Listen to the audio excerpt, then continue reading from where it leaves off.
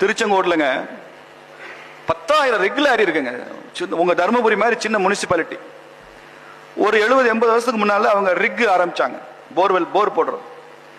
முதல்ல அவங்க ஆரம்பிச்சது அவங்க பகுதி வறண்ட பகுதிங்கிறதுனால அவங்களுக்கு போடுறதுக்கு தான், கிணறு வெட்டுறதை விட இப்படி போர் போடலாம், கிணறு வெட்டுறதுக்கு ரொம்ப செலவாகுது அப்படின்னு போர் போட்டு தண்ணி எடுக்கணும்னு ஆரம்பிச்சாங்க. அப்படிதான் ரிக் வந்துச்சு. நாளாக அது பெரிய தொழிலாக மாறி அந்த மாவட்டம் முழுக்க போர் போடுறது, ரெகுலாரி பண்றத மாதிரி தமிழ்நாடு முழுக்க திருச்செங்கோடுக்காரங்க தான் போய் போர் போடுவாங்கன்ற நிலைமை உருவாக்கி இந்தியா பூரா போய், சார் நீங்க ஆச்சரியப்படுவீங்க சார், இன்னைக்கு ஆப்பிரிக்காவின் அத்தனை நாடுகளிலும் திருச்செங்கோடு ரெகுலாரி இருக்குங்க. 10,000 ரெகுலாரி இருக்கு. கவுண்டர் சமுதாயத்தினுடைய மிகப்பெரிய வெற்றி இது. 10,000 ரெகுலாரி. இதெல்லாம் உருவாக்குறது, இந்த ரெகுலாரியை எப்படி ஒரு டிசைன் பண்றது, எந்த மெக்கானிக்கல் இன்ஜினியரிங் சொல்லி கொடுக்கவே இல்லை. அவனுக்கு தெரியவே தெரியாது. எந்த ஆட்டோமொபைல் இன்ஜினியரிங் கிடையாது. சாதாரண ஆட்கள்.